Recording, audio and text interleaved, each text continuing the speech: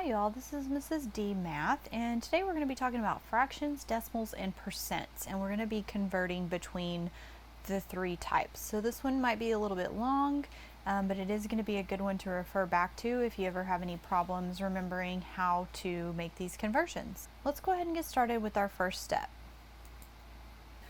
So for our first step here, we're going to convert fractions to decimals. We do this by dividing the numerator by the denominator. So an easy way for me to remember, which I like to teach, is to do top in the box. So what that means is we're going to put our top number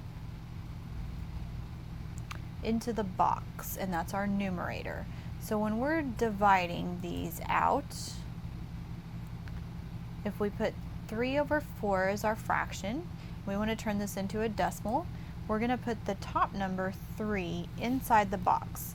Now let's go ahead and solve this as we go. So 4 does not go into 3, so we're going to put a 0 up here. But we need to keep going, and we don't have remainders anymore now that we're in 6th grade. So instead of putting a remainder, we're going to add a decimal and a 0 down below. Now I'm doing 4 into 30. 4 goes into 30 7 times. 7 times 4 is 28. Since I still have 2 left over, I'm going to add another 0 to drop down. 4 goes into 25 times, and we know 4 times 5 is 20, so we have no remainders left. That means that my decimal that represents 3/4 is 0.75 or 75 hundredths. Let's try another one. So in this case, I have 1/2. So now I'm going to turn 1/2 into a decimal. I do this by dividing top in the box, just like we did for the first one. So 1 is going to be divided by 2. Now 2 does not go into 1. So again, I'm going to have to add a decimal and a 0. Now the reason I add this decimal is because I can't change the value of my number 1. And if I just add a 0, that changes the number to 10, and 10 and 1 are not equal. If I add this decimal here, it keeps the value of this number at 1, but I can add as many zeros after that decimal as I want, and this 1 is still equal to 1. So we just want to make sure that we're always putting a decimal before we add any more zeros or digits there. Now I have 2 into 10. So 10 divided by 2 is 5. 5 times 2 is 10. So I have 0 as my remainder, therefore my answer is 0.5 or 1/2 or 5/10. Now, if you notice, 3/4 and 1/2, those are fractions. Those fractions are both smaller than 1. In order to make one whole, I have to have 4/4 or 2/2. So since these fractions are smaller than one whole, my decimal is going to be smaller than one whole as well. So this ends up being 75 hundredths and 5/10, which are both smaller than 1. Next, we're going to go the opposite way. This time we're going to convert decimals to fractions. Now, this one's a little bit easier because we really don't have to do as much math, but we're going to put the digits of the decimal over the place value and then reduce. So let me help you out here. I have 3 problems here. Now, in parentheses of place value, I put tenths, hundredths, etc., which means I'm going to go here and read my decimal. So this first one is 6/10 or 0.6. That means I'm going to take this digit 6 and put it over the place value of the decimal, which is tenths. The 6 is in the tenths position, so this is 6/10. Then I always want to reduce or simplify my fraction. Well, these are both even numbers, so I know they can be divisible by 2. 6 divided by 2 is 3. 10 divided by 2 is 5, and that's as small as I can go. So 6/10 is equal to 3/5. Next one, I have 4 hundredths. So I'm going to put the digit 4 over 100. Now I'm going to reduce. Again, I can divide by 2 because they are even, but I also know that 4 goes into 100. So I'm going to just divide by 4. So 4 divided by 4 is 1. 100 divided by 4 is 25. So 4 hundredths reduces to 1/25. So these are equivalent. Let's go to our third one here. I'm going to take my digits, 125, and I'm going to put it over my place value. So this is thousandths. Then I'm going to reduce. Now this one is going to be a little bit harder to reduce, but let's go ahead and use some information here that has to do with money. So if I look here, I have 125, and I know that 25 is equivalent to a quarter. So I'm going to go ahead and divide by 25, which is technically a quarter's worth. So there are 5 quarters in $1.25 or 125. And then there are 4 quarters in $1, so I'm going to add a 0 there, and I get 40. Now I notice that I can reduce again, and this time I can reduce by 5. So 5 divided by 5 is 1, 40 divided by 5 is 8, so this equals 1/8. Now let's look at another relationship here, because I said that we're going to put the digit over the place value. But if you notice, how many places after the decimal do I have here? Just 1. How many zeros do I have in my denominator? 1. Here I have 2 places after the decimal. I have 2 zeros in my denominator. 3 places after the decimal has 3 zeros in the denominator. So if you don't remember the actual place value or how to read the decimal, you can just count how many places there are after the decimal, and that's how many zeros you put after the 1 in your denominator. Alright, so let's move on to the third step here, where we're converting a decimal to a percent. In this situation, we want to multiply the decimal by 100. So let's go ahead and do a problem here so that I can explain the easy way to do this. So we're going to multiply times 100. Well, I have 2 zeros here, and then I'm going to multiply 1 times 8 and 1 times 4. Now I have 2 decimals here and no decimals here, so I'm going to move my decimal 2 places to the left. So my percent is 48%. Now what you'll notice is 48 is the whole number to 48 hundredths. So what I've done technically is I've just moved my decimal 2 places to the right, and that equals my percent. So it really is that simple. You're multiplying by 100, which means you're moving your decimal 2 places to the right. The 2 places comes from the number of zeros in 100. So let's try it with this one. 0.06 or 6 hundredths means I'm going to move my decimal 2 places to the right, and I get 6%. So let's go ahead and multiply times 100 and check our work. So I have 2 zeros, and then 6 times 1 is 6. If I move my decimal 2 places to the left, I end up with 6%. So it works out. It's going to work every single time. So now let's go to the third one here. We have 2 and 56 hundredths. When I move my decimal 2 places to the right in this situation, I get 256%. Now, what do you notice about this percent compared to the other two? Well, the other two are less than 100. This percent is greater than 100. If you also notice, The ones that are less than 100 start out as a decimal smaller than 1 whole. This last one is greater than a whole. So if you're less than 1 whole, you're actually going to get a percentage that is less than 100. If your number starts out as greater than 1 whole, you're going to have a percentage greater than 100. For our next conversion here, let's talk about converting a percent to a decimal.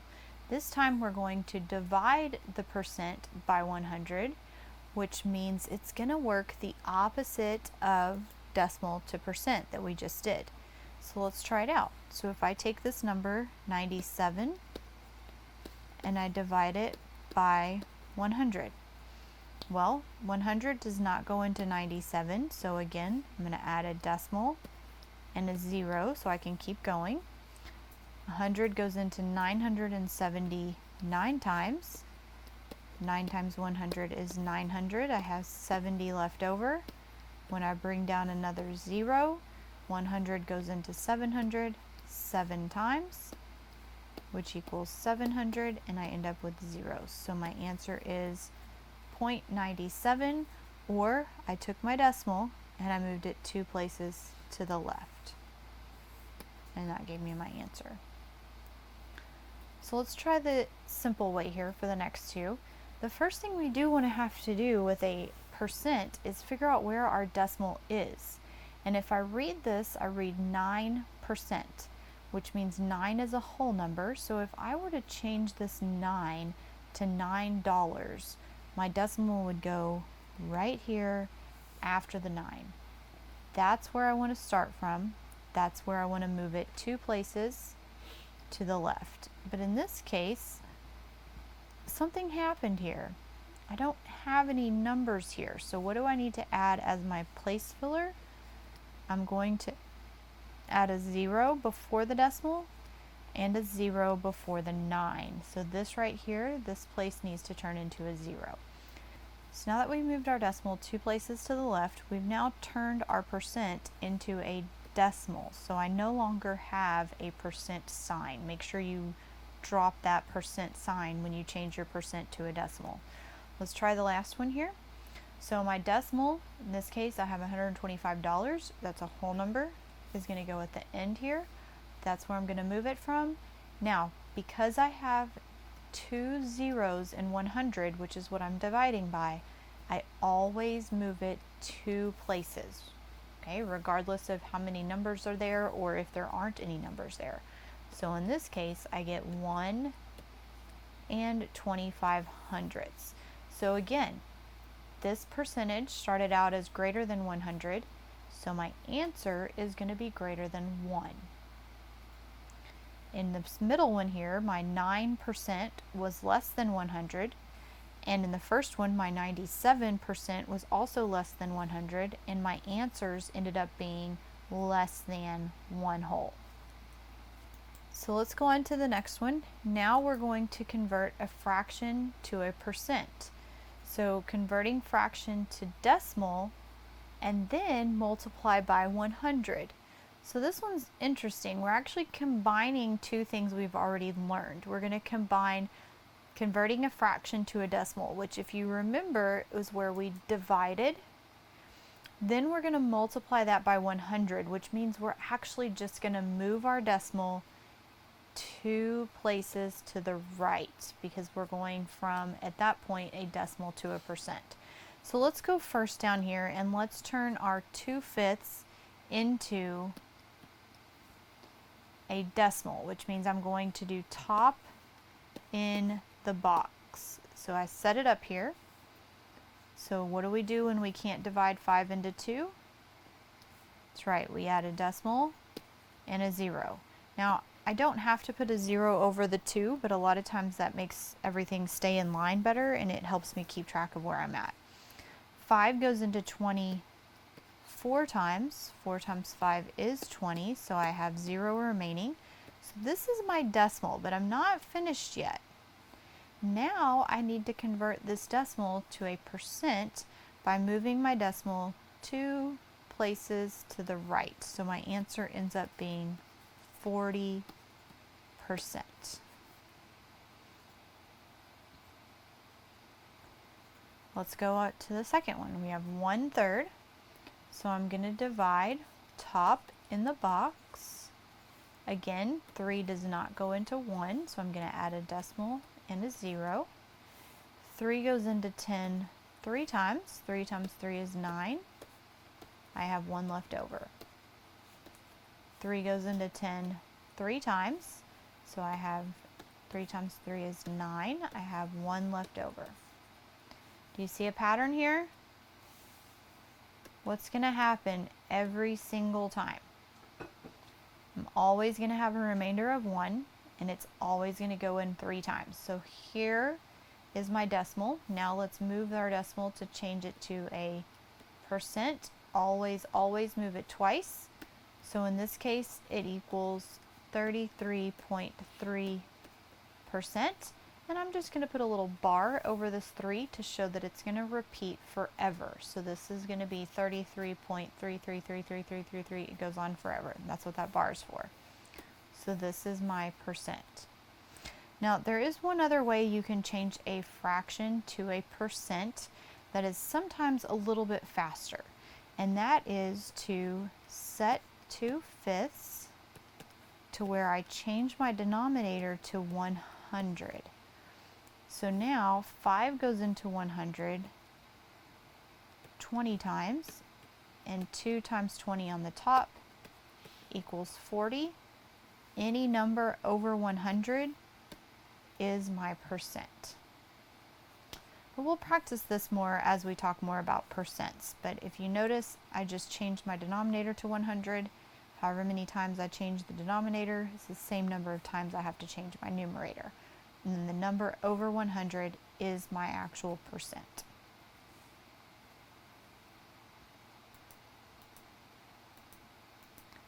So last, we're going to discuss converting a percent to a fraction. This one's pretty simple. We're going to place our percent value over 100 and then just reduce the fraction. So let's try some.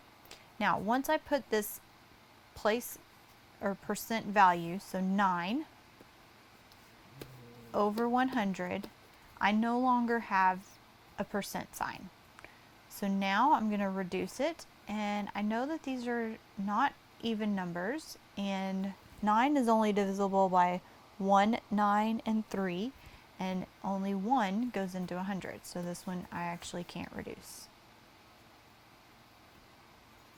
The next one, I have 97%, so I'm going to put my 97 over 100, drop the percent sign. Again, now these are only 3 apart, can't divide 100 by 3, so my answer cannot be reduced. Now for this last one, even though my percent is greater than 100, I'm still going to put the number 125 over 100. So this is a little bit different than when we were changing a decimal to a fraction. A decimal to a fraction, you actually have to count your place values. A percent always goes over 100. Now I want to reduce this one. I do know these are both divisible by quarters, so let's go ahead and divide by 25. So 125 divided by 25 equals 5. 100 divided by 25 equals 4. So now I have 5/4. Problem here is my top number is bigger than my bottom number. The reason is because my percent is greater than 100. So let's go ahead and turn this into a mixed number. 4 goes into 5 one time. I have 1 remaining out of 4, my original denominator. So 1 1/4 is the fraction that represents 125%.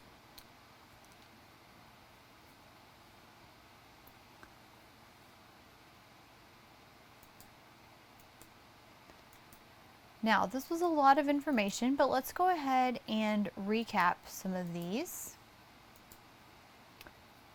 So the first one we talked about was converting fractions to decimals. In this case, we're going to divide the numerator by the denominator. So the top number goes in the box, and once you finish dividing, your answer is your decimal. For the second one, we're going to convert decimals to fractions. So in this case, we put the digits over the place value and then we reduce. So when our decimal was 6/10, we put 6 over 10 and then we reduced our fraction. For our third step, we converted the decimal to a percent. So now we're going to multiply the decimal by 100, which means we're moving our decimal 2 places to the right. And for our fourth step, we're going to convert percent to decimal, which means we're going to divide the percent by 100. We're going to move our decimal 2 places to the left. An easy way that I use to remember this is that if I'm going decimal to percent, alphabetical order is to the right. If I'm going to do percent to decimal, alphabetical order is to the left because D comes before P. So decimal to percent, go to the right. Percent to decimal, we're working backwards, go to the left. For the fifth step, we're going to convert fractions to percents, which means we're going to convert our fraction to a decimal by dividing, that's top in the box, and then we're going to multiply by 100, or we're going to move our decimal. For our sixth step, we're going to convert the percent to a fraction by placing the percent value over 100 and then reducing the fraction. This one was a lot of information, and converting fractions, decimals, and percent takes a lot of practice. So if you need to watch this video more, that's fine. It's going to help you going through the actual practice problems. If you still have questions or need help with one of the conversions, please let me know and you can ask me a specific question. But again, this is just going to take a lot of practice to learn how to convert fractions, decimals, and percents, but eventually it'll become a lot easier. This is Mrs. D signing off. I hope you enjoyed this video and we'll see you in the next one. Bye.